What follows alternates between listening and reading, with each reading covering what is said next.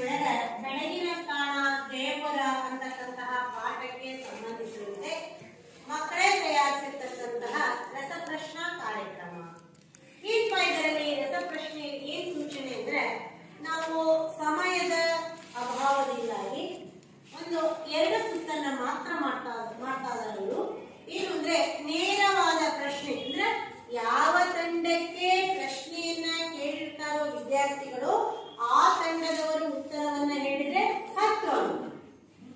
ಒಂದು ವೇಳೆ ಅವರದಲ್ಲದ ಪ್ರಶ್ನೆಯನ್ನ ಇನ್ನೊಂದು ತಂಡದ ಪ್ರಶ್ನೆಗೆ ಉತ್ತರವನ್ನ ಹೇಳಿದ್ರು ಅಂದ್ರೆ 5 ಅಂಕ. ಹೌದಾ? ಆನಂತರದಲ್ಲಿ ಎಲ್ಲರೂ ಹೇಳಂಗಿಲ್ಲ, ಒಬ್ರು ಕೈ ಎತ್ತಬೇಕು. ಅಂದ್ರೆ ಕೈ ಎತ್ತಿದಲ್ಲಿ ಅವ್ರು ಯಾರನ್ನು ಕೇಳ್ತಾರೋ ಅವ್ರು ಹೇಳ್ಬೇಕು. ಪದೇ ಪದೇ ಒಬ್ಬ ವಿದ್ಯಾರ್ಥಿ ಮಾತ್ರ ಭಾಗವಹಿಸಂಗಿಲ್ಲ. ಎಲ್ಲ ಮಕ್ಕಳು ಬೆಳಗಿನ ತಾಣ ಜಯಪುರ ಪಾಠವನ್ನ ತೆರೆಯಿರಿ, ಅಲ್ಲಿ ಪ್ರಶ್ನೆಗಳನ್ನ ನೋಡ್ರಿ, ಉತ್ತರಗಳನ್ನ ನೋಡ್ರಿ, ಉತ್ತರಗಳನ್ನ ಹೇಳೋದಕ್ಕೆ ಪ್ರಯತ್ನ ಪಡಬೇಕು. ಇಲ್ಲಿ ವಿದ್ಯಾರ್ಥಿಗಳು ನಾನು 2 ತಂಡ ಮಾಡಿದ್ದೀನಿ. ಒಂದು ವಿದ್ಯಾರ್ಥಿನಿಯರ ತಂಡ, ಇನ್ನೊಂದು ವಿದ್ಯಾರ್ಥಿಗಳ ತಂಡ. ವಿದ್ಯಾರ್ಥಿನಿಯರ ತಂಡದ ಹೆಸರು ಕುವೆಂಪು ತಂಡ, ವಿದ್ಯಾರ್ಥಿಗಳ ತಂಡದ ಹೆಸರು ದ ರಾ ಬೇಂದ್ರೆ ತಂಡ. ಹಾಗಾದ್ರೆ ಈಗ 2 ಶಿಫ್ಟ್ ಮಾಡೋಣ. ಇವತ್ತು ಯಾವ ಪಾಠ ಅಂದ್ರೆ ಬೆಳಗಿನ ತಾಣ ಜಯಪುರ. ಆನಂತರದಲ್ಲಿ ಬೇಕಾದ್ರೆ ಸ್ವಲ್ಪ ಅವಕಾಶ ಸಿಕ್ಕರೆ ಕನ್ನಡ ವರ್ಣಮಾಲೆ ಬಗ್ಗೆ ನಾನು 4-5 ಪ್ರಶ್ನೆಗಳನ್ನ ನಾನು ಕೇಳ್ತೀನಿ. ಮಕ್ಕಳಲ್ಲ, ಅವರೇ ಕೇಳದಿದ್ರು ಕೇಳ್ಬೋದು. ಕನ್ನಡ ವರ್ಣಮಾಲೆ ಬಗ್ಗೆ ಅವ್ರು ಕೇಳ್ತೀವಿ ಬೇಕಿದ್ರೆ ನಂತರದಲ್ಲಿ ಕೇಳ್ಬೋದು.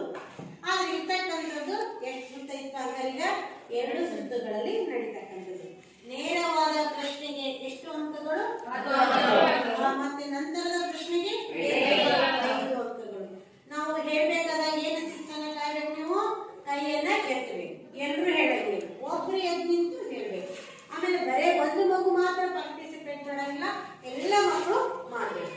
ಈ ಕಾರ್ಯಕ್ರಮವನ್ನ ನಮ್ಮ ವಿದ್ಯಾರ್ಥಿನಿಯರಾದ ಲಕ್ಷ್ಮಿ ಹಾಗೂ ಬಸಮ್ಮ ಈ ವಿದ್ಯಾರ್ಥಿಗಳು ಈ ಒಂದು ರಸಪ್ರಶ್ನಾ ಕಾರ್ಯಕ್ರಮವನ್ನ ನೆರವೇರಿಸಿಕೊಡ್ತಾರೆ.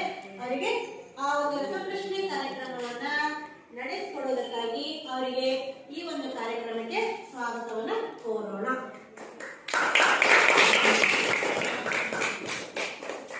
ನೀವು ಸ್ಟಾರ್ಟ್ ಮಾಡ್ತೀನಿ. ನನ್ನ ಹೆಸರು ಲಕ್ಷ್ಮಿ. ನಾನು 9ನೇ ತರಗತಿಯಲ್ಲಿ ಓದುತ್ತಿದ್ದೆ. ಬೆಳಗಿನ ತಾಣ ಜಯಪುರವಾದ ಪಾಠದ ರಸಪ್ರಶ್ನೆ ಕಾರ್ಯಕ್ರಮವನ್ನು ಈಗ ಪ್ರಾರಂಭ ಮಾಡುತ್ತಿದ್ದೇವೆ. ನೇರವಾದ ಪ್ರಶ್ನೆ. ಕುವೆಂಪು ತಂಡಕ್ಕೆ ಮುಖರ್ಜಿಯ ಕನಸುಗಳು ಈ ಕೃತಿಯಲ್ಲಿ ಬರೆದ ಕವಿ ಯಾರು?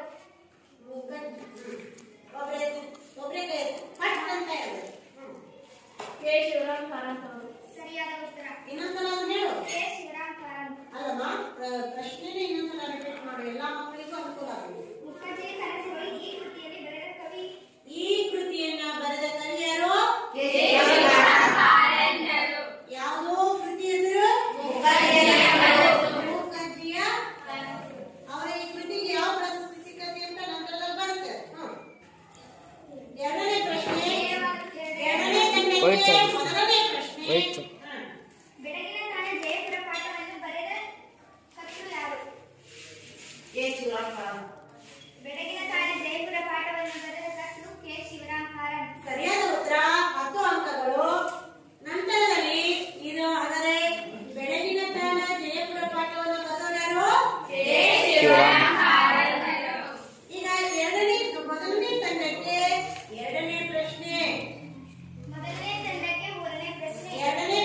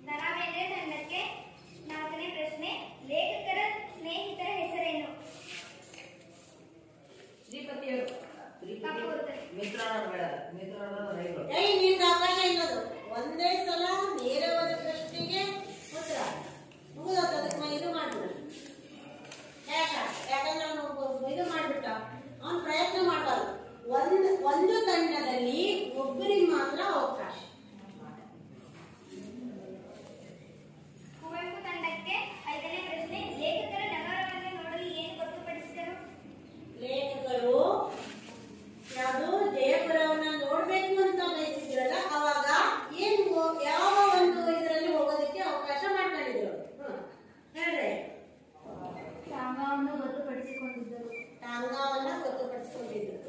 ಯಾಕೆ ಹಿಂದಿನ ವಿದ್ಯಾರ್ಥಿಗಳ ಪ್ರಯತ್ನ ಪಡ್ತಾರಲ್ಲ? ಸರಿಯಾದ ಉತ್ತರ. ನೆಕ್ಸ್ಟ್ ಪ್ರಶ್ನೆ. ದರಾಬೇಂದ್ರೆ ತಂಡಕ್ಕೆ ಜಯಪುರದ ಬೀದಿಗಳು ಹೇಗಿದ್ದವು?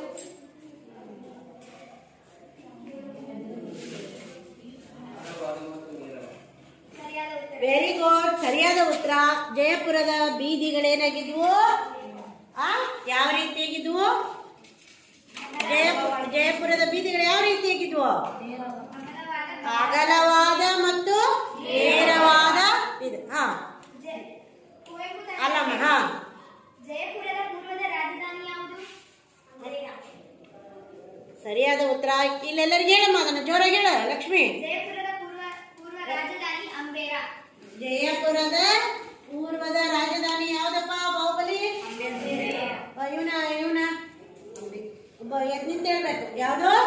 ಅಂಬೇರ. ಅಣ್ಣಪ್ಪ ಯಾವ್ದಪ್ಪ? ಜಯಪುರದ ಪೂರ್ವದ ರಾಜಧಾನಿ ಯಾವ್ದು? ಅಂಬೇರ. ಜಯಪುರದಲ್ಲಿ ಹೆಚ್ಚಾಗಿ ಕಂಡುಬರುತ್ತಿದ್ದವು ದರಾಬೇಂದ್ರೆ ತಂಡಕ್ಕೆ. ಸರಿಯಾದ ಉತ್ತರ. ನೆಕ್ಸ್ಟ್. ಕುವೆಂಪು ತಂಡಕ್ಕೆ ಜಯಪುರದ ಜನರಿಗೆ ಯಾವ ಬಣ್ಣಗಳು ಇಷ್ಟ? ಕೆಂಪು, ಕಿತ್ತಳೆ, ಹಳದಿ. ಸರಿಯಾದ ಉತ್ತರ. ದರಾಬೇಂದ್ರೆ ತಂಡಕ್ಕೆ ಲೇಖಕರಿದ್ದ ಹಂಬಲವೇನು? ಜಯಪುರದ ಬೀದಿಗಳನ್ನು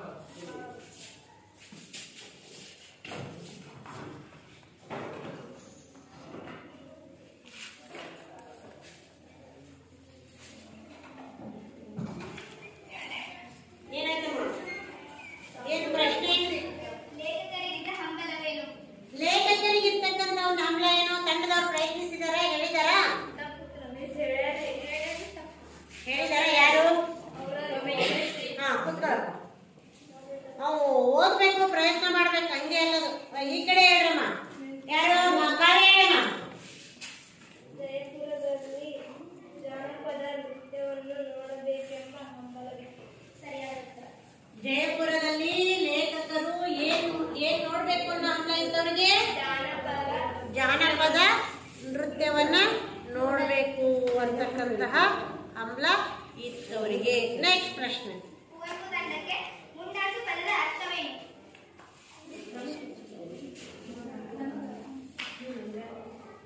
ಒಂದು, ಸರಿಯಾದ ಉತ್ತರ. ಎರಡು ಹೇಳಿದ್ರ? ಆದ್ರೆ ಉತ್ತರ ರಿಪೀಟ್ ಆಗ್ಬೇಕು ಅಂತ ಹೇಳಿದೆ ನಾನು. ಮುಂಡಾಸು ಪದದ ಅರ್ಥ ಪೇಟ, ಸೆಲೆಯುವಿಕೆ. ಈ ಕಡೆ ಅವ್ರು ಎಲ್ಲರ ಕಡೆಯಿಂದ ಒಂದ್ಸಲ ಹೇಳಿಸ್ಬೇಕು. ಮುಂಡಾಸು ಪದದ ಅರ್ಥ ಪೇಟ, ಸೆಲೆಯುವಿಕೆ. ಕ್ರಿಯಾಪದ ಎಂದರೇನು ದರಾಬೇಂದ್ರೆ ತಂಡಕ್ಕೆ?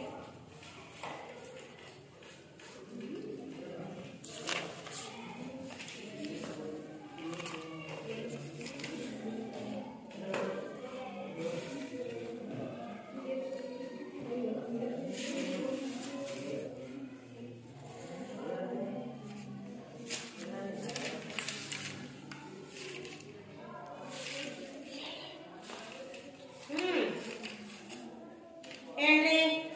ಒಂದು, ಎರಡು, ಮೂರು, ನಾಲ್ಕು, ಐದು, ಆರು, ಏಳು. ಪ್ರಯತ್ನ ಮಾಡಿದರೆ ಕ್ರಿಯೆಯು ಪೂರ್ಣಗೊಂಡಿದೆ ಎಂಬ ಅರ್ಥವನ್ನು ಸೂಚಿಸಬಲ್ಲ ಪದವೇ ಕ್ರಿಯಾಪದ. ಸರಿಯಾದ ಉತ್ತರ. ಅಂದ್ರೆ ಪ್ರಯತ್ನಿಸಿದಾನೆ, ಪೂರ್ಣಾವಧಿ ಉತ್ತರ ಬಂದಿಲ್ಲ. ಕುವೆಂಪು ತಂಡಕ್ಕೆ ದಾಸು ಎಂದರೇನು? ಮಮತಾ. ಕ್ರಿಯಾಪದದ ರೂಪವೇ ದಾಸು. ಸರಿಯಾದ ಉತ್ತರ. ಕ್ರಿಯಾಪದದ ಮೂಲ ರೂಪವನ್ನ ಧಾತು ಎನ್ನುವರು. ನೆಕ್ಸ್ಟ್ ತಂಡಕ್ಕೆ ಪ್ರಶ್ನೆ. ದರಾಬೇಂದ್ರೆ ತಂಡಕ್ಕೆ ಧಾತುವಿನ ವಿಧಗಳ್ಯಾವುವು? ಒಂದು, ಎರಡು, ಮೂರು, ನಾಲ್ಕು,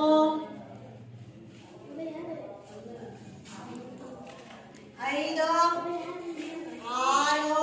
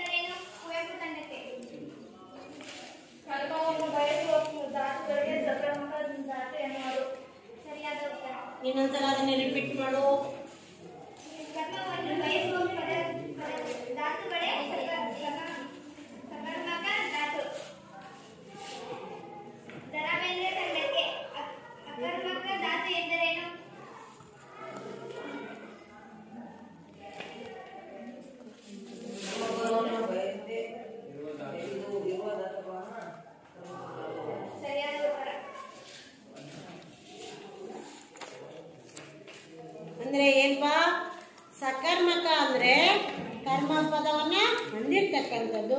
ಅಕರ್ಮಕ ಅಂದ್ರೆ ಯಾವುದು? ಕರ್ಮ ಪದವನ್ನ ಹೊಂದದೇ ಇರ್ತಕ್ಕಂಥದ್ದು. ನೆಕ್ಸ್ಟ್ ಕನ್ನಡ ವರ್ಣಮಾಲೆ ಬಗ್ಗೆ ಕೇಳಿ.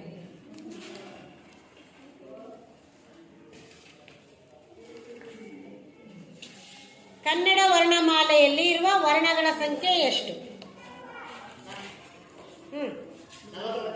49. ಕನ್ನಡ ವರ್ಣಮಾಲೆಯಲ್ಲಿ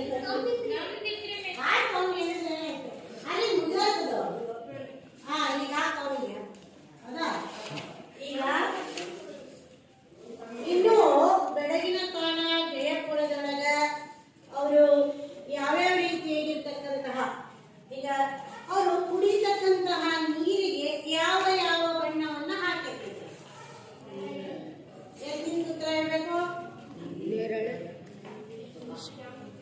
ಕುಡಿಯುವ ನೀರಿಗೆ ಕೂಡ ಬಣ್ಣ ಹಾಕ್ತಿದ್ರು. ಯಾವ್ದಪ್ಪ ಹೇಳ್ರಿ? ಹೇಳ್ರಿ, ಪ್ರಯತ್ನಿಸಿ. 1 2 ಕೆಂಪು, ನೀಲಿ, ಕಿತ್ತಳೆ, ಹಳದಿ. ಅವ್ರೇನ್ ಮಾಡ್ತಿದ್ರು? ಬಂಡೆಗಳ ಮೇಲೆ ಜಯಪುರದ ಜನರಿಗೆ ಬಹಳ ವ್ಯಾಮೋಹವಾಗಿತ್ತು.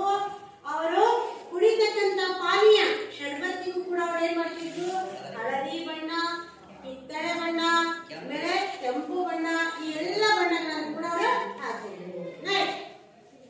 ಇನ್ನ ಸ್ವರ ಎಂದರೆ ಜುಬೇರ ಎತ್ತಿದ್ದಾರಪ್ಪ. ಸ್ವರ ಎಂದರೆ ಈಗ ವ್ಯಾಕರಣ ಅಂಶದ ಮೇಲೆ ಪ್ರಶ್ನೆ ಹೇಳ್ಪ. ಈಗ ನಿಮ್ದಾಯ್ತು, ನಾವು ಎದ್ದಿಂತ ಹೇಳ್ಬೇಕು. ಸ್ವತಂತ್ರವಾಗಿ ಉಚ್ಚರಿಸಲ್ಪಟ್ಟಂತಹ ಅಕ್ಷರಗಳನ್ನು ನಾವೇನಂತ ಕರಿತೀವಿ? ಸ್ವರ ಅಂತ ಕರಿತೀವಿ. ನೆಕ್ಸ್ಟ್ ಸ್ವರದಲ್ಲಿರ್ತಕ್ಕಂತಹ ವಿಧಗಳು ಯಾವ್ಯಾವ? ಋಸ್ವ ಸ್ವರ, ದೀರ್ಘ ಸ್ವರ. ಕೂತ್ಕೊಳ್ಳಿ. ವ್ಯಂಜನ ಎಂದರೇನು? ವ್ಯಂಜನ ಎಂದರೇನು? ಹೇಳ್ರಿ ಯಾರಾದ್ರೂ. ಸ್ವರದ ಸಹಾಯದಿಂದ ಮಾತ್ರ ಉಚ್ಚರಿಸಲ್ಪಡ್ತಕ್ಕಂತಹ ಒಂದು ಅಕ್ಷರಗಳನ್ನು ನಾವೇನಂತ ಕರಿತೀವಿ? ವ್ಯಂಜನ ಅಂತ ಕರಿತೀವಿ. ಒಟ್ಟು ವ್ಯಂಜನಗಳ ಸಂಖ್ಯೆ ಎಷ್ಟಪ್ಪ? Very good. ಒಟ್ಟು ವ್ಯಂಜನಗಳ ಸಂಖ್ಯೆ 34. ವ್ಯಂಜನಗಳನ್ನ ಎಷ್ಟು ಭಾಗ ಮಾಡಲಾಗಿದೆ ಅಥವಾ ವ್ಯಂಜನದ ವಿಧಗಳಾದವು? ಇದಕ್ಕೆ ಕೇಳಲ್ಲ ನಾನು. ವರ್ಗೀಯ ವ್ಯಂಜನ, ವರ್ಗೀಯ ವ್ಯಂಜನಗಳ ಸಂಖ್ಯೆ ಎಷ್ಟು ಬಾಹುಬಲಿ? ವರ್ಗೀಯ ವ್ಯಂಜನಗಳ ಸಂಖ್ಯೆ ಎಷ್ಟು? ವೆರಿ ಗುಡ್, ಸರಿಯಾದ ಉತ್ತರ 25. ಅವರ್ಗೀಯ ವ್ಯಂಜನಗಳ ಸಂಖ್ಯೆ ಎಷ್ಟು? 9. ಸರಿಯಾದ ಉತ್ತರ. ಇಲ್ಲಿಯವರೆಗೂ ಕೂಡ ಪ್ರಯತ್ನ ಪಟ್ಟಿದೆ, ಆದರೆ ಇನ್ನೂ ಪ್ರಯತ್ನ ಸಾಲದು. ಮುಂದಿನ ಅವಧಿಯಲ್ಲಿ ರಸಪ್ರಶ್ನೆ ಕಾರ್ಯಕ್ರಮ ಅಥವಾ ಕ್ವಿಜ್ ನಡೆಸುವಾಗ ನೀವೇನ್ ಮಾಡ್ಬೇಕು? ಆ ಪಾಠವನ್ನ ಓದ್ಕೊಂಡು ನೀವೇನ್ ಮಾಡ್ಬೇಕು? ಆ ಕ್ವಿಜ್ ಕೇಳ್ತೀವಿ ಅಂದ್ರೆ ನೀವೇ ಪ್ಯಾರ ತೆಗೆದುಕೊಂಡು ಒಂದು ವಾಕ್ಯದ ಪ್ರಶ್ನೆಗಳನ್ನ ಪ್ರತಿಯೊಬ್ಬರು ಕೂಡ ಬರ್ಕೊಂಡ್ ಬರ್ಬೇಕು. ಅವಾಗ ಏನಾಗುತ್ತೆ? ನಿಮ್ಗೆ ಕೇಳಿರೋ ಪ್ರಶ್ನೆಗಳಿಗೆ ಉತ್ತರಿಸೋದಕ್ಕೆ ಸಾಧ್ಯವಾಗುತ್ತೆ. ಹಾಗಾಗಿ ಇದು ನೀರಸವಾಗಿರ್ತಕ್ಕಂಥ ಪ್ರತಿಕ್ರಿಯೆ ಇತ್ತು. ನಮ್ಮ ಹುಡುಗರಂತೂ ಯಾವ ಪ್ರಯತ್ನನೂ ಇಲ್ಲ ಅನ್ಸುತ್ತೆ, ಪ್ರಯತ್ನ ಸಾಲದು ಅನ್ಸುತ್ತೆ. ಇನ್ನು ಪ್ರಯತ್ನ ಆಗ್ಬೇಕು, ಅದಕ್ಕೆ ಇಲ್ಲಿಯವರೆಗೂ ಮಾಡ್ತಕ್ಕಂಥ ವಿದ್ಯಾರ್ಥಿ ಯಾರ ತಂಡ ಹೇಳಮ್ಮ, ಎಷ್ಟು ಅಂಕದಿಂದ ಗೆದ್ದೈತಿ ಅಂತ ಹೇಳ ಬಸಮ್ಮ.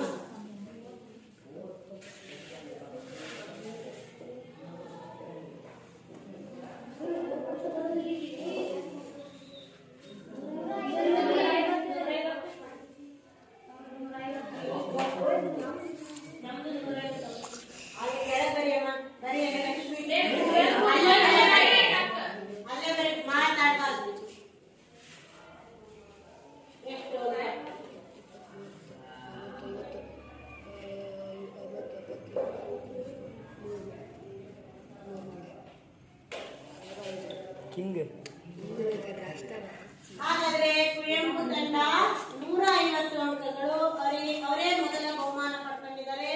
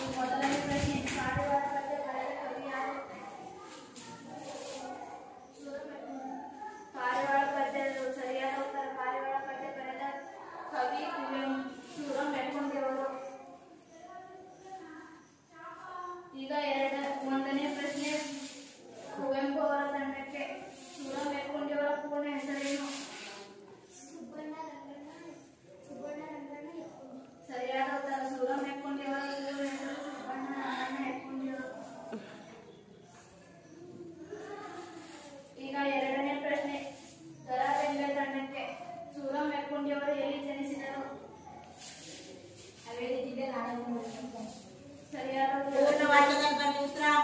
ಎದ್ದು ನಿಂತ್ಕೊಂಡು ಇನ್ನೊಂದ್ಸಲ ಹೇಳು. ಪೂರ್ಣ ಹೇಳ್ಬೇಕು. ಯಾರು? ಅದನ್ನ ಅನುಪೂರ್ಣ ಬರಲಿ. ಸೂರಜ್ ಯಕ್ಕುಂಡಿಯವರು ಹಾವೇರಿ ಜಿಲ್ಲೆಯ ರಾಣೆಬೆನ್ನೂರಿನಲ್ಲಿ ಜನಿಸಿದರು. ಸರಿಯಾದ ಉತ್ತರ. ಸೂರಂ ಮೆಕ್ಕೊಂಡಿ ಅವರು ಹಾವೇರಿ ಜಿಲ್ಲೆಯ ರಾಣೆಬೆನ್ನೂರಿನಲ್ಲಿ ಜನಿಸಿದರು. ಈಗ ಎರಡನೇ ಪ್ರಶ್ನೆ. ಕುವೆಂಪು ಅವರ ತಂಡಕ್ಕೆ ಮುದ್ದು ಪಾರಿವಾಳಗಳ ಜೋಡಿಯಲ್ಲಿ ಸಂಸಾರ ಉಳಿದವು. ದಟ್ಟವಾದ ಕಾಡಿನಲ್ಲಿ ಮುದ್ದು ಬಿಳಿ ಪಾರಿವಾಳಗಳಲ್ಲಿ ಸಂಸಾರ ಹೊಂದಿದ್ವಪ್ಪ. ದಟ್ಟವಾದ ಕಾಡಿನ ಒಂದು ಹೆಣ್ಮರದಲ್ಲಿ ಸಂಸಾರವನ್ನ ಹೂಡಿದ್ದು. ನೆಕ್ಸ್ಟ್ ಕೂತ್ಕೋ. ಮೂರನೇ ಪ್ರಶ್ನೆ. ದರಾ ಬೇಂದ್ರೆ ತಂಡಕ್ಕೆ ಸೂರಂ ಮೆಕ್ಕೊಂಡಿ ಅವರ ಎರಡು ಕವನ ಯಾವುವು?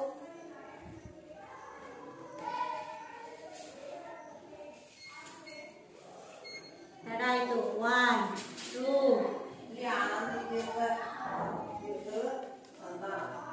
ಸರಿಯಾದ ಉತ್ತರ. ಸೂರಂ ಮೆಕ್ಕೊಂಡಿ ಅವರ ಎರಡು ಕವನಗಳು ಶ್ರೀ ಆನಂದ ತೀರ್ಥರು ಮತ್ತು ಸಂತಾನ. ಈಗ ಮೂರನೇ ಪ್ರಶ್ನೆ. ಕುವೆಂಪು ಅವರ ತಂಡಕ್ಕೆ ಸೂರಂ ಮೆಕ್ಕೊಂಡಿ ಅವರ ಕಥಾ ಸಂಕಲನ ಯಾವುದು?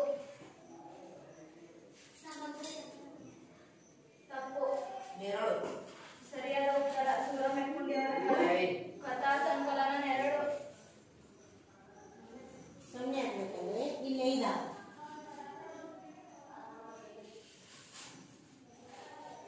ಈಗ ದರಾ ಬೇಂದ್ರೆ ತಂಡಕ್ಕೆ ಸೂರಂ ಮೆಕ್ಕೊಂಡಿ ಅವರ ಕಾದಂಬರಿ ಯಾವುದು? ಸೂರಂ ಯಕ್ಕುಂಡಿಯವರು ಬರೆದಿರ್ತಕ್ಕಂಥ ಕಾದಂಬರಿ ಯಾವುದು? ಯಾಕಿತ್ಕೊಂಡು ಹೇಳ್ರಿ. ಸರಿಯಾದ ಉತ್ತರ.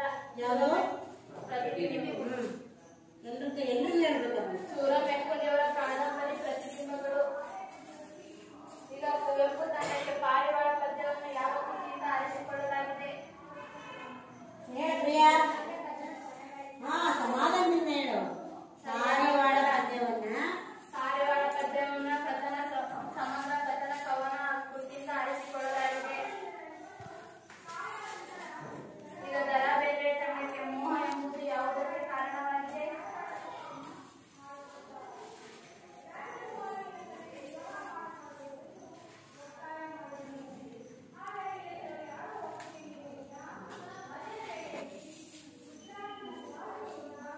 ತಡಾಯ್ತು. ನೆಕ್ಸ್ಟ್ ಈ ತಂಡಕ್ಕೆ ಕೊಡೋ ಪ್ರಶ್ನೆ ಮುಗಿತು. 1 2 3 ಅಥವಾ ಟೈಮ್. ಮೋಹ ಎಂಬುದು ಯಾವುದಕ್ಕೆ ಕಾರಣವಾಗಿದೆ?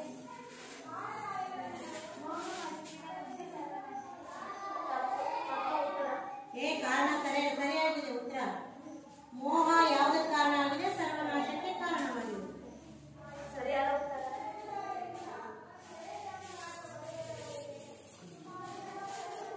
ಈಗ ಕುವೆಂಪು ಅವರ ತಂಡಕ್ಕೆ ಪಾರಿವಾಳ ಪದ್ಯ. ನೇರವಾದ ಪ್ರಶ್ನೆ. ಕುವೆಂಪು ಅವರ ತಂಡಕ್ಕೆ ನೇರವಾದ ಪ್ರಶ್ನೆ. ಕುವೆಂಪು ಅವರ ತಂಡಕ್ಕೆ ಪಾರಿವಾಳ ಪದ್ಯದ ಕಥನ ಕವನ ಆಶಯವೇನು?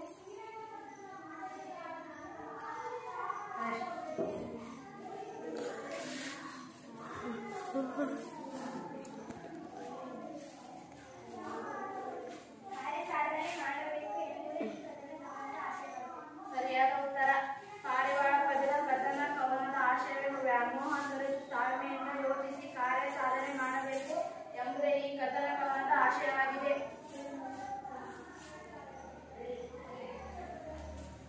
ನೇರವಾದ ಪ್ರಶ್ನೆ. ದರಾ ಬೇಂದ್ರೆ ಅವರ ತಂಡಕ್ಕೆ ಜೋಡಿ ಪಾರಿವಾಳಗಳು ಹೇಗೆ ಬಾಳುತ್ತಿದ್ದವು?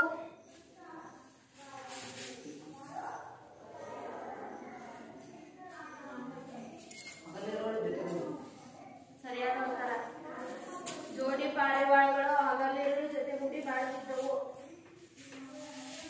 ನೇರವಾದ ಪ್ರಶ್ನೆ. ಕುವೆಂಪು ತಂಡಕ್ಕೆ ಏನನ್ನು ತೊರೆದು ಬಾಳಬೇಕು? ವ್ಯಾಮೋಹವನ್ನು ತೊರೆದು ಬಾಳಬೇಕು. ಸರಿಯಾದ ಉತ್ತರ. ಏನನ್ನು ತೊರೆದು ಬಾಳಬೇಕು? ವ್ಯಾಮೋಹವನ್ನು ತೊರೆದು ಬಾಳಬೇಕು. ನೇರವಾದ ಪ್ರಶ್ನೆ. ದರಾ ಬೇಂದ್ರೆ ತಂಡಕ್ಕೆ ವ್ಯಾಮೋಹದ ಪದದ ಅರ್ಥವೇನು?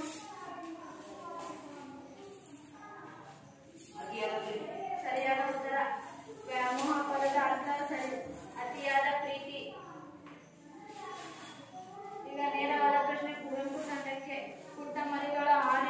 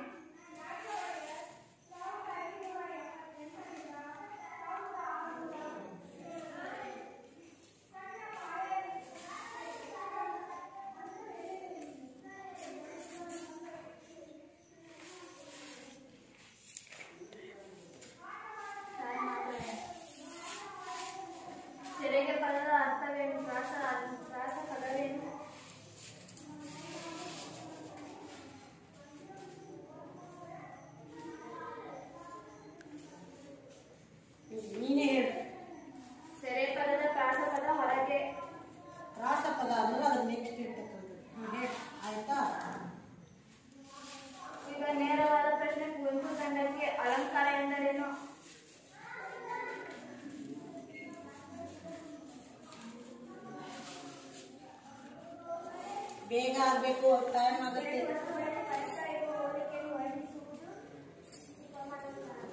ಅವ್ರು ಕೇಳಿದ ಪ್ರಶ್ನೆ, ಅವರು ಅಲಂಕಾರ ಅಂದ್ರೆ ಏನು? ತಪ್ಪು ಉತ್ತರ. ನೆಕ್ಸ್ಟ್ ಈ ತಂಡಕ್ಕೆ ದರಾ ಬೇಂದ್ರೆ ತಂಡಕ್ಕೆ ಅಲಂಕಾರ ಎಂದರೇನು? ರೂಪಕಾಮ. ಅಲಂಕಾರ ಎಂದರೆ ನೀನೇ ಉತ್ತರ ಹೇಳು. ಕಾರಣ ಸೌಂದರ್ಯವನ್ನು ಉಂಟು ಮಾಡುವ ಶಬ್ದ ಮತ್ತು ಅರ್ಥವನ್ನು ಚಮತ್ಕಾರಕ್ಕೆ ಅಲಂಕಾರ ಎನ್ನುವರು. ನೋಡಿ ಇಲ್ಲಿ ಇಷ್ಟೊಂದಿದೆ.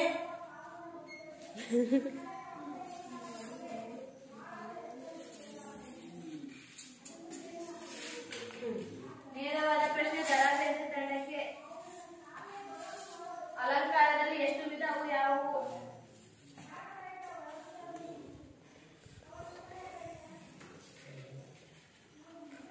ಹೇಳಿ, ಸಮಯ ಅವಕಾಶ ಮುಗಿತಾ ಬಂತು.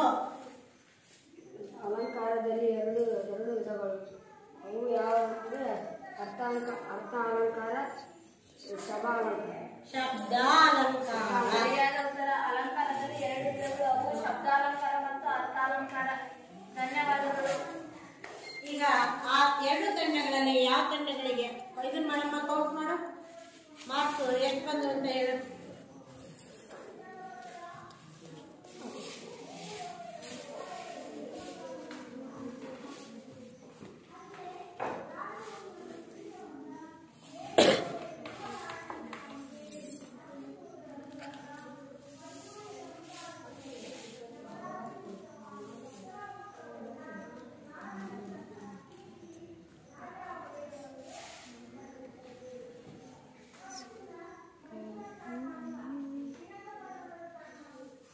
ಇಂದಿನ ಒಂದು ಈ ರಸಪ್ರಶ್ನಾ ಕಾರ್ಯಕ್ರಮದಲ್ಲಿ ದರಾ ಬೇಂದ್ರೆ ತಂಡ ಮೊದಲನೇ ಸ್ಥಾನವನ್ನು ಪಡ್ಕೊಂಡಿದೆ. ಎರಡನೇ ಸ್ಥಾನವನ್ನ ಕುವೆಂಪು ತಂಡ ಪಡ್ಕೊಂಡಿದೆ. ಮೊದಲನೇ ಸ್ಥಾನ ಪಡ್ಕೊಂಡಿರೋ ದರಾ ಬೇಂದ್ರೆ ತಂಡಕ್ಕೆ ಏನು ಧನ್ಯವಾದಗಳನ್ನ ತಿಳಿಸೋಣ. ಆಯ್ತಾ? ಎರಡನೇ ತಂಡ ಕುವೆಂಪು ತಂಡ. ಇನ್ನು ನೀವು ರಸಪ್ರಶ್ನೆ ಕಾರ್ಯಕ್ರಮ ಇರ್ಬೇಕಾದ್ರೆ ನೀವೆಲ್ಲ ವಿದ್ಯಾರ್ಥಿಗಳು ಇನ್ನು ಏನ್ ಮಾಡ್ಕೊಂಡು ಬರ್ಬೇಕು ಅಂದ್ರೆ ಪದ್ಯ ಭಾಗವಾಗ್ಲಿ ಗದ್ಯ ಭಾಗವಾಗ್ಲಿ ವ್ಯಾಕರಣ ಅಂಶಗಳನ್ನಾಗಿ ಓದ್ಕೊಂಡು ಬರ್ಬೇಕು. ಇಲ್ಲಿಯವರೆಗೂ ಪ್ರಯತ್ನಿಸಿದ್ದಕ್ಕೆ ತುಂಬ ಹೃದಯದ ಧನ್ಯವಾದ.